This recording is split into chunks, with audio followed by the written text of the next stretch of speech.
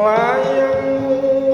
tak tampa wingi kuwi wis tak waca apa karepe atimu trenyuh ati iki maca tulisanmu ra krasa